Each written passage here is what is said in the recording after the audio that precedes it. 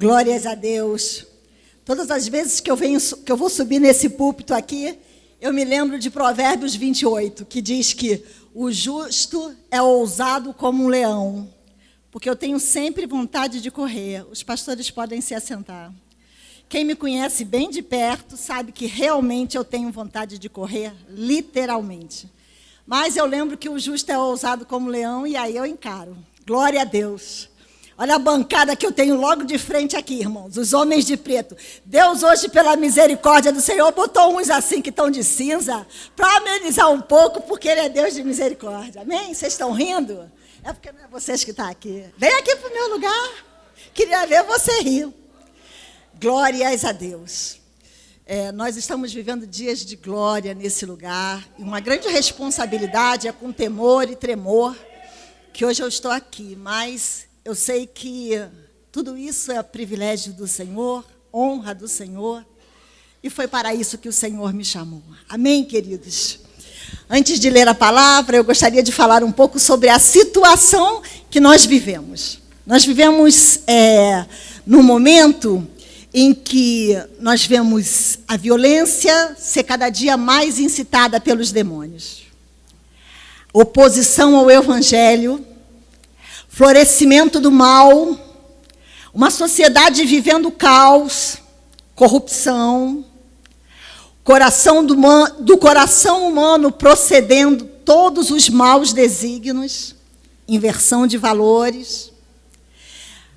Nós aprendemos que nós devemos adorar o Criador, amar aos homens e usar as coisas. Mas tudo está invertido. Então, os homens estão adorando mais a criatura do que o Criador. Eles estão amando mais as coisas e usando as pessoas. É verdade isso que eu estou falando? Carta de Paulo a Timóteo, ele diz que os homens mudariam a sua conduta moral em relação aos relacionamentos humanos. Eles seriam egoístas, amantes de si mesmo. Eles seriam jactanciosos. São aqueles que ostentam aquilo que eles não têm. Que eles seriam soberbos, eles se achariam melhores do que os outros. Que eles seriam implacáveis, homens sem acordo, com os quais você não tem perdão. Difamadores, mentirosos. Cruéis, selvagens, sem reações, traidores, delatores, atrevidos, homens que não têm medo de nada e não medem esforços para alcançar os seus objetivos, inimigos do bem. Tiago também fala que os homens teriam uma conduta moral em relação a Deus errada. Eles seriam blasfemadores, insultariam a Deus, zombariam de Deus, seriam venenosos. Paulo também fala de ingratos, homens sem gratidão, homens que recebem tudo de Deus e nada reconhecem a grandeza de Deus nas suas vidas. Irreverentes, sem recato, mergulhados no pecado, desejosos apenas de satisfazer seus desejos. Amigos dos deleites, colocam a sua carne em primeiro lugar. A satisfação, o prazer, vem na frente de Deus. Conduta moral em relação à família. Homens desobedientes a pais e mães.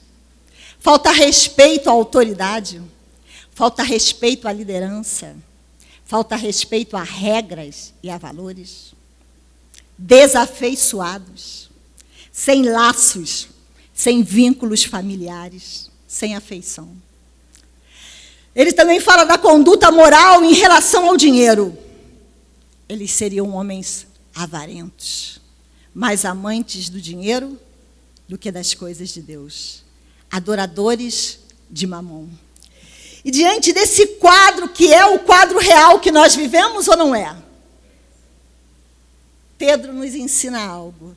E agora nós vamos abrir a nossa Bíblia no texto que é o tema do nosso congresso.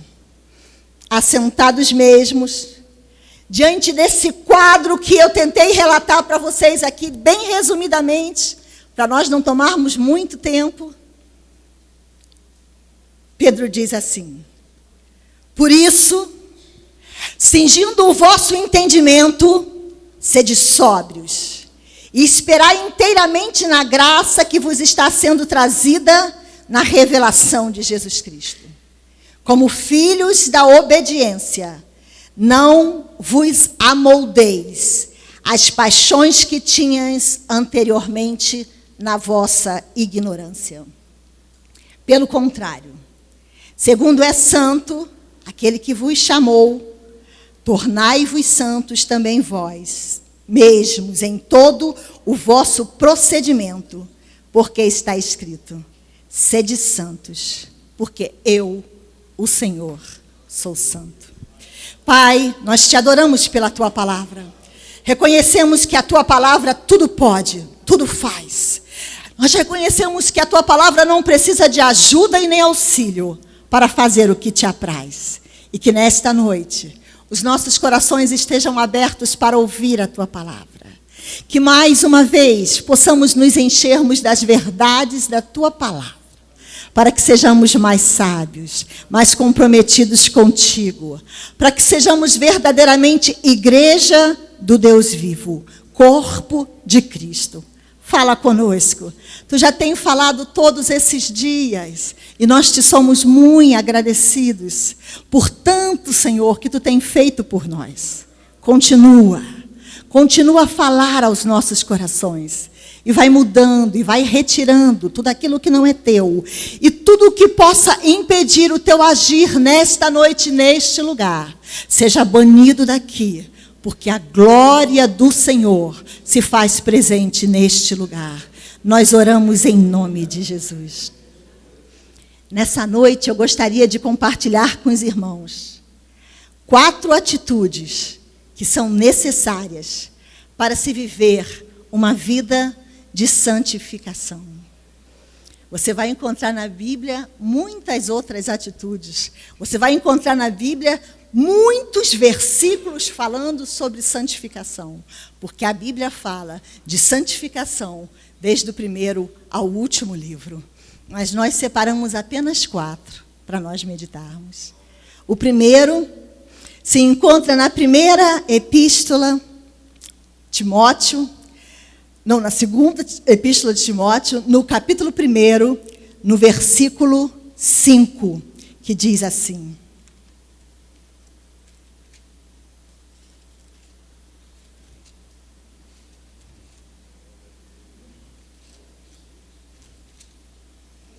apenas um versículo. 2 Timóteo, capítulo 1, versículo 5, diz assim: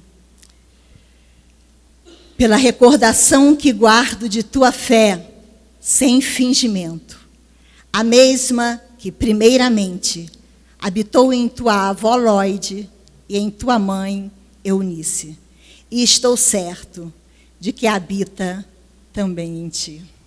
A primeira atitude, que é fundamental para quem quer viver uma vida de santidade, se chama uma fé não fingida.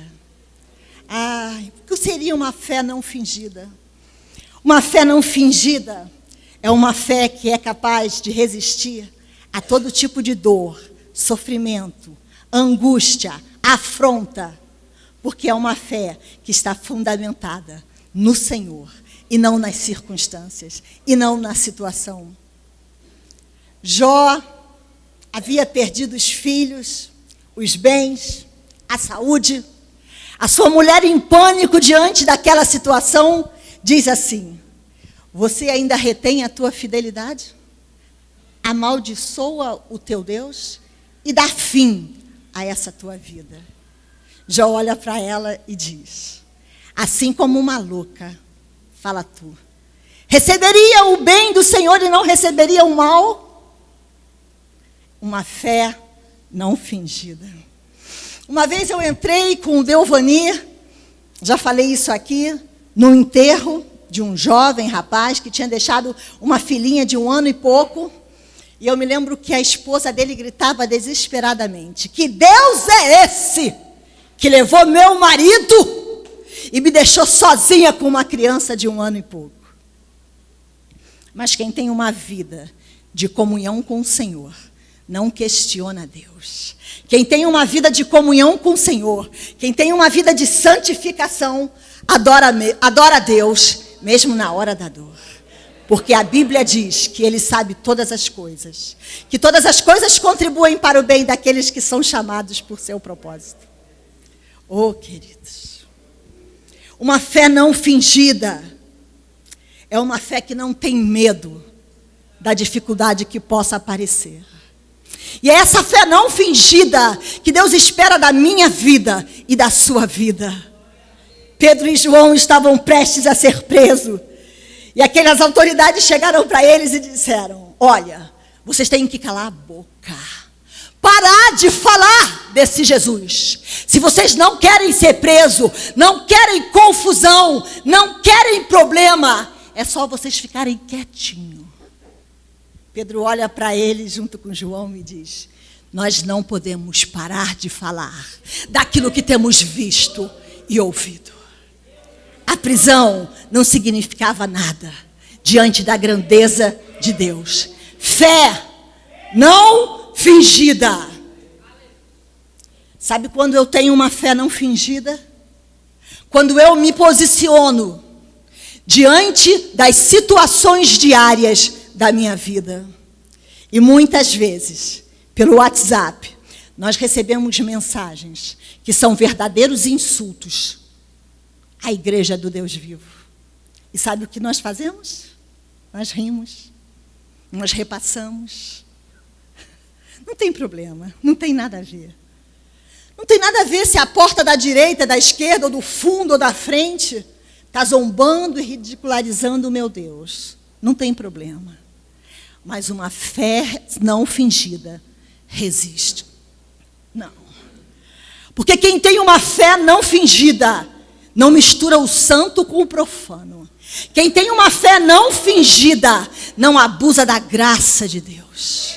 Quantas pessoas vivendo no tempo da graça, achando que podem tudo, que Deus não se importa com nada.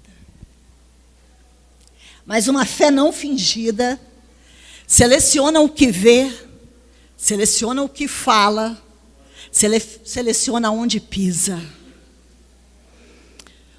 Uma vez, há alguns anos atrás, eu e meu esposo fomos ao cinema. E homem não gosta de ver filme de amor, história de amor, isso é coisa de mulher, né? Homem gosta de ver ação e tal. Mas, para fazer a minha vontade, o meu esposo foi comigo para ver um filme de amor. Mas quando nós chegamos no cinema, que o filme, nós já tínhamos lido a sinopse do filme, mas não falava nada. Mas quando nós começamos a ver o filme, nós entendemos que aquele filme tinha um preceito espírita. E nós nos levantamos do cinema, olhamos um para a cara do outro. Não, é que não dá para sair. Nos levantamos, perdemos o nosso ingresso, mas fomos embora. Uma fé não fingida. Queridos, hoje em dia, não é tudo que você pode ver. Não é todo filme que você pode colocar dentro da sua casa. Não é todo filme que passa no cinema que você pode adentrar. Porque verdadeiramente, hoje em dia, as pessoas têm misturado o santo com o profano. Eu estava lendo uma matéria dias atrás, que estava falando sobre o filme A Bela e a Fera. E então, quem preparou aquele filme, eu não me lembro se foi o produtor ou se foi quem fez o remake, mas a pessoa mais importante na colocação desse filme no cinema, ele disse que o maior prazer que ele tinha era quando ele chega no hotel, vê uma Bíblia e ele tem desejo de rasgar algumas páginas da Bíblia. Você vai dar ibope para quem quer rasgar páginas da Bíblia? Não. Existe um povo na terra cuja fé é não fingida. E esse povo se posiciona onde quer que ele esteja para dizer: eu pertenço a uma nação diferente. Eu pertenço à nação do céu. Queridos, hoje é preciso ter coragem. Você vai ser zombado, você vai ser escarnecido, vão dizer que você é preconceituoso, você é preconceituosa, você prega um Deus que é amor e você não está amando.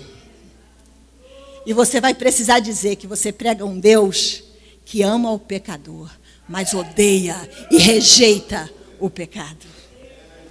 Uma fé não fingida. Eu me recordo da fé não fingida que habitou na sua avó, habitou na sua mãe e habitou certamente em você, Timóteo.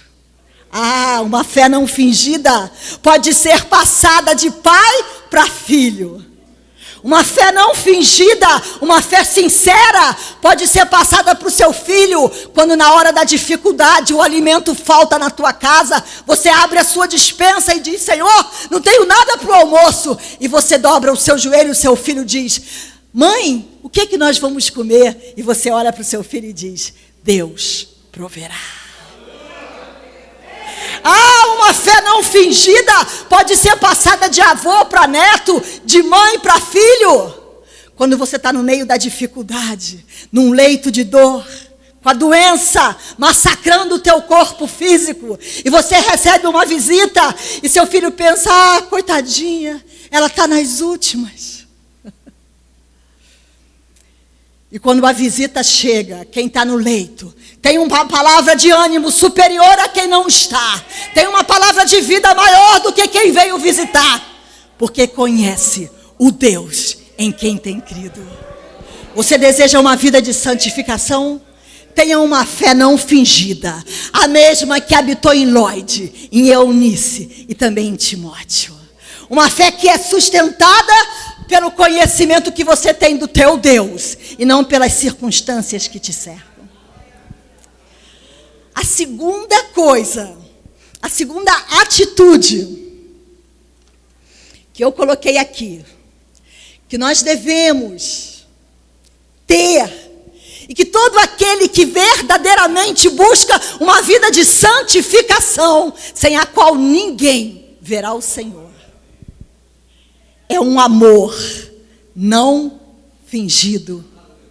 1 Pedro 1:22 diz assim a palavra do Senhor: tendo purificado a vossa alma pela vossa obediência à verdade, tendo em vista o amor fraternal não fingido, amai-vos de coração uns aos outros ardentemente. Queridos, não basta para ser santo ter uma fé não fingida. É preciso ter um amor não fingido. Um amor que não deseja tomar o lugar do outro. Um amor que não teme a puxada do tapete. Um amor que implica em aliança. E aí, queridos, eu me lembro de Jonas e Davi. A Bíblia diz que eles se amaram e fizeram uma aliança, e que Jonas retirou a sua capa, e capa era sinal de autoridade, capa era sinal de família, capa era sinal de herança, e deu a sua capa a Davi, porque Jonas o amava, a ponto de reconhecer: tenho eu reconhecido que você será o rei de Israel, e eu serei segundo contigo. Mesmo sabendo que por herança o seu pai passaria para ele. Porque era um amor não fingido. Queridos, quantas vezes dentro da igreja nós procuramos um amor não fingido e nós não encontramos. Eu fico observando para Davi. E Davi me ensina muito, apesar da Bíblia registrar que ele teve muitos erros. Mas esse homem, segundo o coração de Deus, ele tinha um amor não fingido. Um amor que ultrapassou o tempo, ultrapassou a morte de Jonas. Um amor que fez com que Davi perguntasse: há alguém da família de Saul para que eu possa usar de benevolência para com ele. Manda chamar Mefibosete, que estava lá em Lodebar, terra do esquecimento, terra da seca, terra de dor. Mefibosete vem morrendo de medo. O que será que o rei quer comigo? Calma, Mefibosete, não precisa ter medo, não. Porque o rei tem por ti e pela tua família um amor não fingido. Mefibosete, eu fui muito amigo do teu pai. E por isso, por essa amizade que me ajudou a caminhar, eu quero que você se assente comigo na mesa todos os dias. Para que você saiba que existem amizades sinceras. Davi encontrou perseguição ardorosa. Seu próprio filho se levanta contra ele e toma o reino. Davi precisa sair fugido. Mas tinha lá Barzilai, que se preocupou em levar cama, aposento, alguma coisa que pudesse servir ao rei e aos seus homens. Tinha lá Uzai, que a Bíblia diz, era amigo de Davi. Davi, o que eu faço? Eu vou contigo. Não, Uzai, você vai ficar. Sabe por quê? Porque lá no meio do que Absalão vai fazer, da trama toda, você vai ser um agente secreto a meu serviço. Porque você é meu amigo. E o amor que existe dentro de você é um amor não fingido. Mas tinha Simei também. Para me ensinar, para mim e para você, que um homem de Deus e uma mulher de Deus vai encontrar inimigos na sua caminhada. Agora não pense você que Deus, quando chama um homem e o coloca na posição de autoridade, como pastor de uma igreja, você pode olhar para ele e dizer, é um desqualificado. Você pode olhar para ele e dizer, é um inexperiente. Você pode olhar para ele e dizer, é um Zé Ninguém. Mas eu quero dizer para você que Deus não chama ninguém que ele não capacite. E não chama ninguém para vergonha e para derrota. Por isso, talvez você seja uma pessoa que pense assim, pastor nem desconfia que fulano de tal e fulano de tal são traíras no meio dele. Você acha mesmo que um homem que ora todas as noites, com o rosto no pó, pela sua igreja, pelos seus membros, pelos homens que estão com ele, não sabe quem é traíra? Você acha mesmo que Deus é menino? A Bíblia diz que Davi ouviu prontamente Simei apedrejá-lo e amaldiçoá-lo, a ponto de uns dos homens de Davi dizer, Senhor, você quer que eu arranque a cabeça dele? Enquanto Davi fugia, Davi, não, se o meu próprio filho está me traindo, eu vou arrancar a cabeça desse cidadão para quê? Davi sabia que tinha amigos, que no meio do povo de Deus sempre vai existir aqueles que têm um amor não fingido, com quem você pode contar, alguém que você pega na mão e diz, Senhor, tu não me deixaste só, tu colocaste alguém materializado como humano, mas na verdade essa pessoa tem sido um instrumento de Deus para me dizer que eu não estou sozinho na caminhada. Mas Davi, quando foi dar as últimas instruções, eita, homem de Deus, para o seu filho, ele diz, Salomão, eu estou indo embora, eu já cumpri o meu papel aqui, mas fica de olho em Joabe, que caminhou comigo sempre, mas não se sujeitava muito à minha autoridade. Fica de olho em Joabe, que matou Abner, matou Amasa, quando nós estávamos em tempo de paz, e quando eu disse a ele, não faças tal. Fica de olho em Simei, que eu prometi para ele. Porque quando Davi voltou, Eu vou te explicar quem era Simei. No meio do povo de Deus não tem nenhum Simei. Em nome de Jesus. Quem pode dar glória a Deus? Amém. Simei era assim, era parente de Saul. Quando a coisa virou, Simei virou junto. Opa! Davi, você está pagando porque você matou a família toda de Saul, seu miserável, seu desgraçado. Tinha virado a coisa, Davi não era mais rei. Mas a coisa virou de novo. Absalão morre e Davi volta. Aí está lá Simei. Oh, Davi, me perdoa. Você é rei, você é Senhor, você é soberano. Amor não fingido. Vida de santificação exige olho no olho. Vida de santificação exige perdão. Vida de santificação exige verdade. Porque muitas vezes eu não falo nada do meu irmão. Mas quando ele chega, eu saio. Quem está lá no negócio? É a irmã Léia, a Maricota e a Catarina. Então não vou não, que eu não vou muito com a cara delas. Quem está lá? É a Joaninha, é a Setembrina e a Florentina.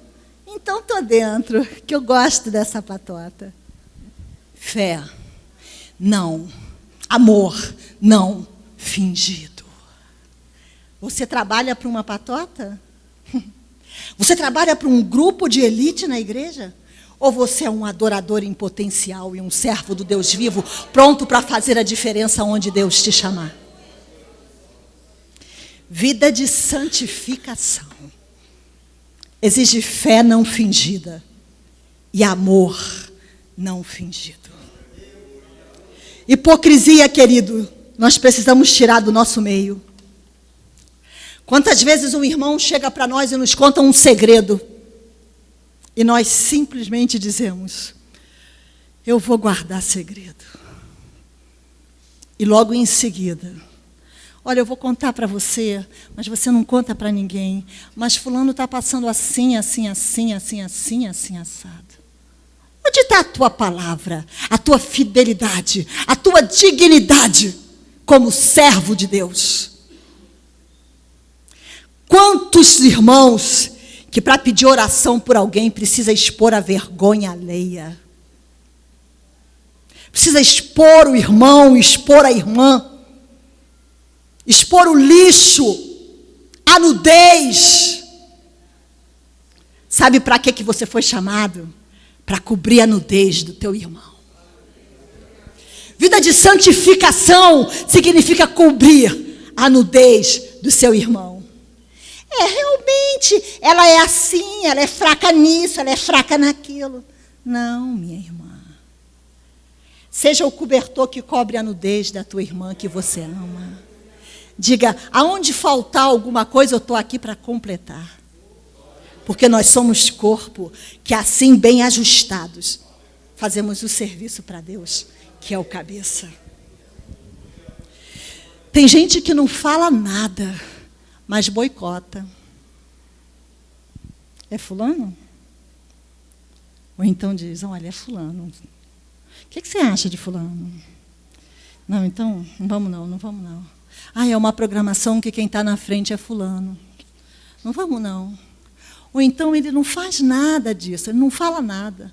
Mas ele marca uma outra reunião na sua casa. Não é para dividir, é para somar. Mas Deus, que tudo vê, tudo conhece, tudo sonda. Você pode enganar seu pastor, pode enganar a mim, eu posso enganar a você. Mas existe um Deus que pesa todas as coisas na balança. Um Deus que conhece o profundo, o oculto e o escondido. Um Deus para onde você não pode fugir. Se você subir, Ele está lá. Se você descer, Ele está lá. Correr para a direita, correr para a esquerda, Ele também está lá. E é por isso que o meu amor precisa ser não fingido diante desse Deus.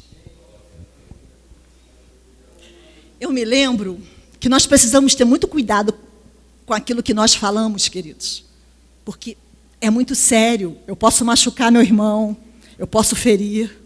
Então, se não edifica, eu que quero uma vida de santificação, não falo.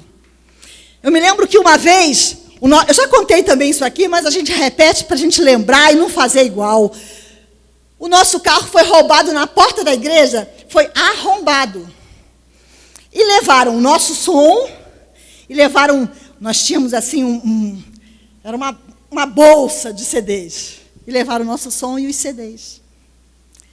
E uma irmã veio falar comigo naturalmente, mas a boca fala do que o coração está cheio. E ela disse, e eu estava arrasada, eu fiquei chateada, Jesus, assim, calada, mas bem chateada, e ela falou para mim, irmã, quando eu soube, eu dei graças a Deus, eu falei, graças a Deus que foi o carro da irmã Léa, não foi meu, porque ela tem dinheiro para comprar outro. Irmãos, aquilo doeu.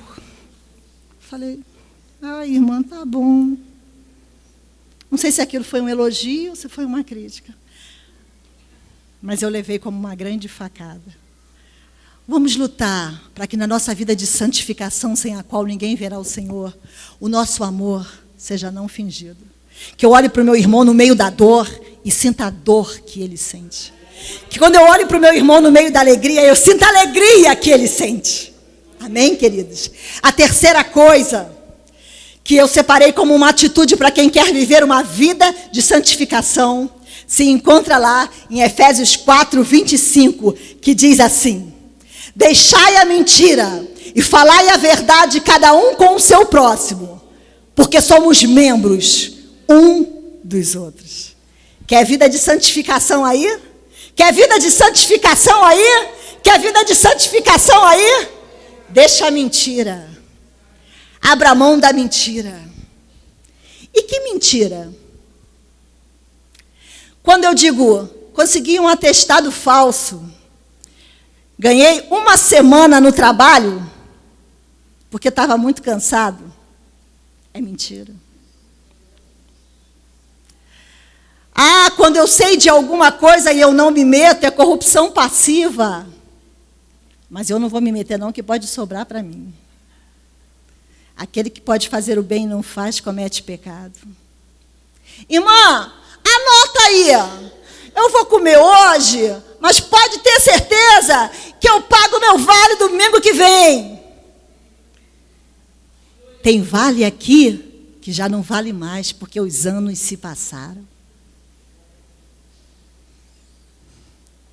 Palavras torpes, palavras de engano. Às vezes são coisas tão pequenas, mas nós estamos ensinando os nossos filhos e os nossos netos a vivenciarem uma fé não fingida. Então eu tenho que tomar cuidado com o que eu falo. Amor, vem cá, toma só esse remedinho. É docinho, mas o remédio é um inferno de ruim. Sabe o que você está ensinando para o teu filho? Que ele não pode confiar em você, porque você fala uma coisa que não é verdade. Ele aprendeu desde pequenininho que você diz que aquilo que é azedo e ruim é doce. Você não é de confiança. Diga para o seu filho, olha, é ruim pra caramba, mas você tem que tomar porque vai te fazer bem. Vamos, meu filho, vacinar? Não vai doer nada. Vamos, meu amor. Aí chega lá e ele sente uma dor tremenda. Nossa, a minha mãe me enganou. A minha mãe falou mentira. Eu não vou acreditar na minha mãe quando ela disser que Jesus é a salvação, que o caminho é Jesus, que eu preciso seguir a Jesus, que há um caminho de morte e de vida e eu preciso escolher entre um e outro. São coisas tão pequenas, mas deixai a mentira se você quiser viver uma vida de santificação. A Bíblia diz que a morte e a vida estão no poder da língua. Quanta gente dizendo que o filho é endiabrado, encapetado. Que moleque tremendo! Fulana, quando crescer, vai dar um trabalho, está repreendido. Fulana, quando crescer, será um exemplo de jovem cristã na casa do Senhor. Morte e vida no poder da língua. Dentro do seu trabalho, dentro da sua escola, dentro da sua família. O que você tem profetizado para o teu filho, você não vai dar para nada. Fulano, mas como você é burro! Na hora que está ensinando o trabalho de casa. Burro? Nenhum cristão tem filho burro. Nenhum!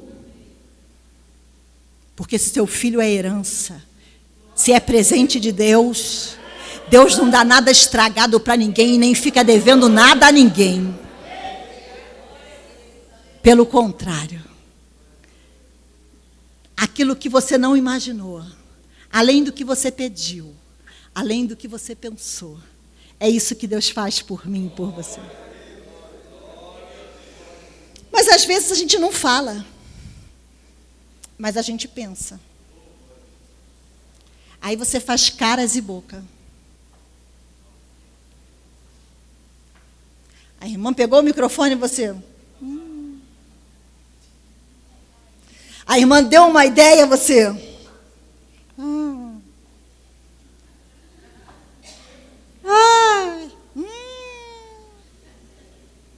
Você não disse nada.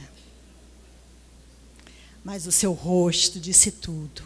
Porque o teu pai que vem oculto conhece o que a sua expressão quer dizer. Vida de santificação exige muito de nós. Mas exige por uma causa maravilhosa. Eu quero ver meu Senhor. Eu quero abraçar o meu Senhor. Eu quero olhar para aquele Jesus maravilhoso que abriu mão da sua glória e foi humilhado, insultado, cuspido, odiado, mas permaneceu fiel por amor a mim. E a minha Bíblia diz que sem santificação eu não verei o meu Senhor. Então vale a pena consertar a minha cara, a minha boca torta, o meu olho torto, a minha forma de falar, o meu jeito de dizer dentro de casa. Vale a pena eu dizer a verdade a qualquer preço. Estou lá na minha casa, ligou alguém, diz que eu não estou. Mas você está. Diz que eu não estou, porque eu não estou para ninguém. E eu lembro de uma amiga que o filho dela fala todas as verdades. Tem criança que tem uma característica muito atuante, assim, criança deixa você numa situação embaraçosa, porque criança é espontânea, criança é verdadeira. Depois é que a gente vai ensinando, cresce e vai aprendendo a ficar cara de pau e mentiroso. Mas criança, quando olha alguém gordo, diz gordo. Ou então fala, é gorda, né, mãe, no elevador. Criança, quando olha alguém feio, diz, como você está feio!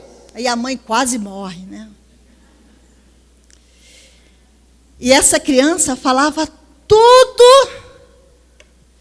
E aí o padrasto dela disse assim, fulano diz que eu não estou, porque eu não quero que descubram que eu estou dormindo até agora. Eram umas 10 horas da manhã. Aí ele foi lá e disse, meu padrasto mandou dizer que não está, que ele está dormindo até agora. E ele não quer que ninguém saiba. Deixai a mentira. E vamos viver a verdade. E a última, para nós encerrarmos. Sujeitai-vos à autoridade. O que tem isso a ver com santidade? Não, agora você saiu do foco, irmã Leia.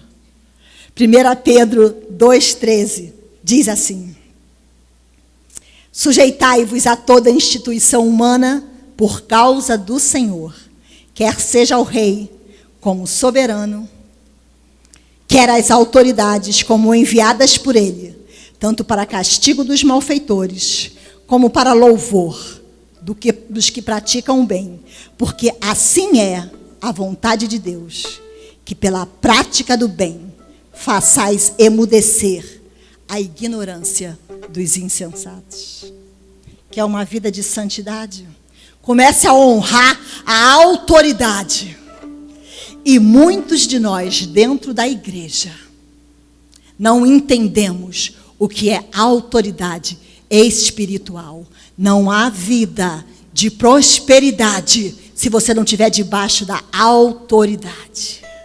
Não há vida de comunhão com Deus se você não estiver debaixo da autoridade. Respeitar a sua liderança. Respeitar aqueles que são constituídos como líderes, como autoridade. E aí você vai para a relação sua com os governantes. Quanta gente que só fala mal dos governantes. Não importa se são ímpios, se estão roubando. Não importa, são autoridades constituídas e o meu dever é orar pelas autoridades constituídas. Porque é isso que a Bíblia me manda.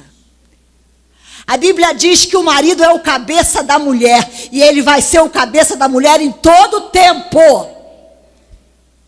Mas como a vida mudou, como as mulheres estão com o bolso cheio de dinheiro e algumas ganhando muito mais do que os seus maridos, quando o marido fala A, ela fala B.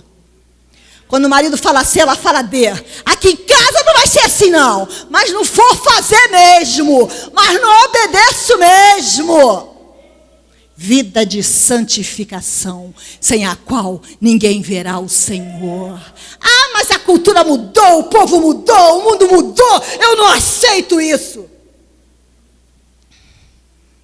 Desde quando Deus precisa que você aceite aquilo que é preceito dele? Você acha que Deus está incomodado? Ah, eu vou mudar os meus preceitos e leis porque a minha filha não aceita. Deus é santo.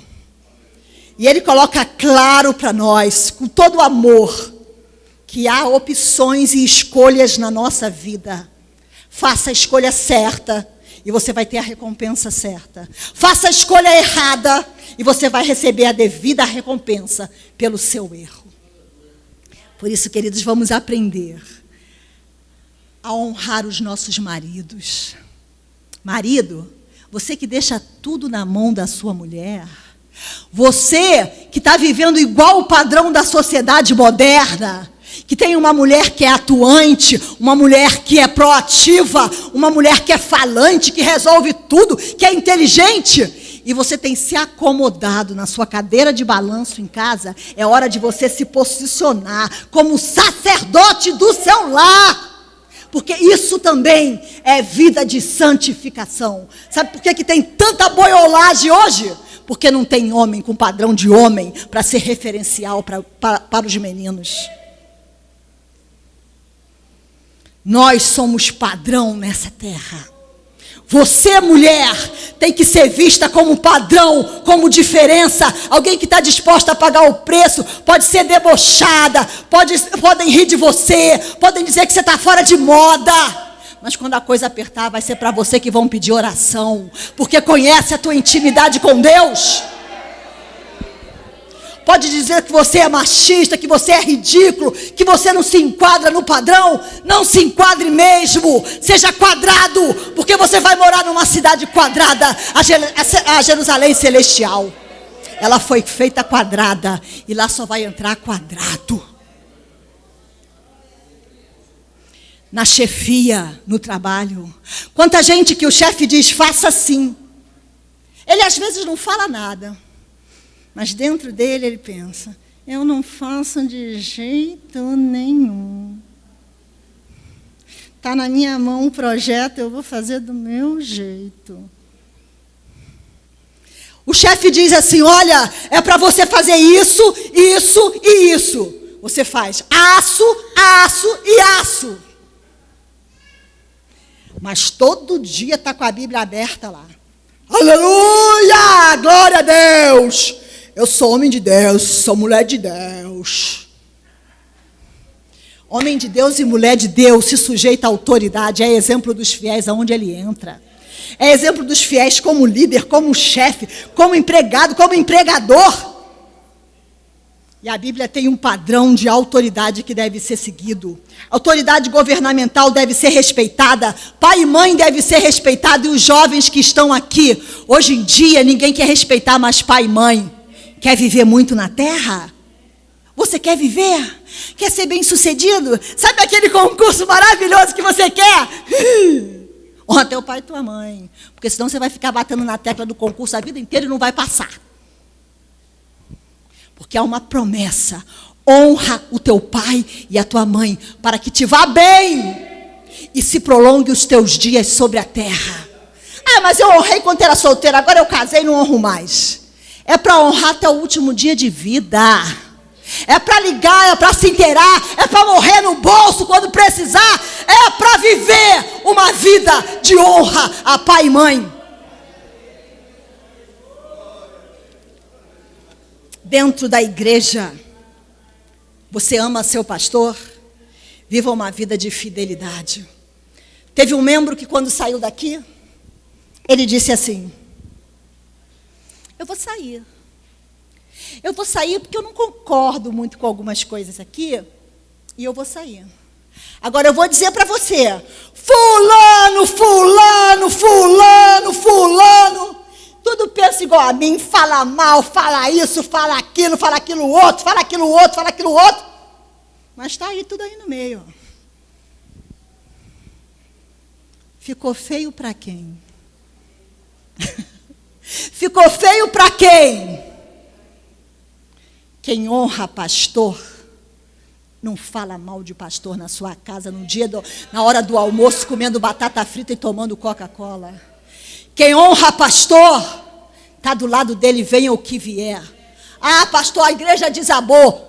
Conta comigo, pastor. Ah, a igreja cresceu. Conta comigo, pastor. Ah, a igreja está em confusão. Conta comigo, pastor.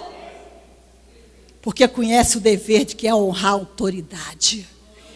Isso é semeadura. Sabe por quê? O pastor tem tantos companheiros fiéis.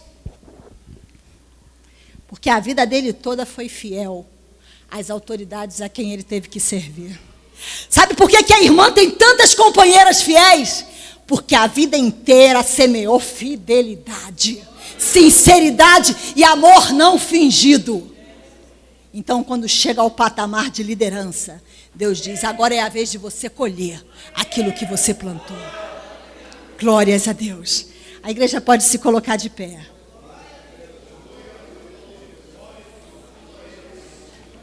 Eu quero dizer para você nessa noite que não é fácil falar sobre santidade, porque santidade exige mudança, santidade exige reflexão, santidade exige renúncia.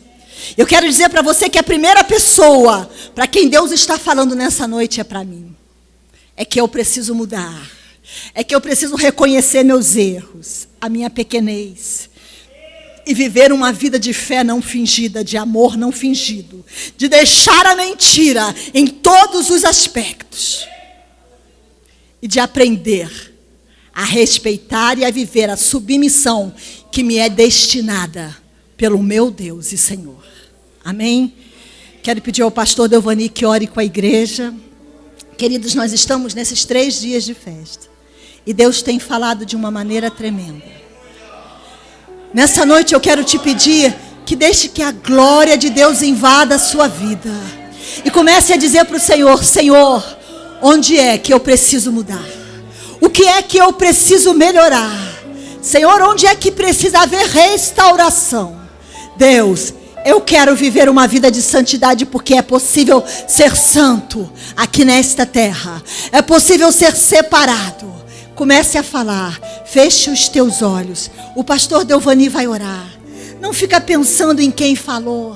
Não fica pensando em quem está sendo usado para falar. Mas pense na sua comunhão direta com o Senhor. Feche os teus olhos e converse com o teu Deus. Porque Ele vai reconhecer no teu coração a sinceridade de que Ele necessita para Ele agir, para Ele mudar, para Ele sarar, para Ele restaurar, para Ele pôr de pé, para Ele segurar na tua mão e dizer: você é mais do que vencedor. Porque Deus tem desejo de ver uma noiva adornada, uma noiva ornamentada, uma noiva perfeita, perfumada, cheirosa, uma noiva preparada para o grande dia. Amém, querido? O meu melhor eu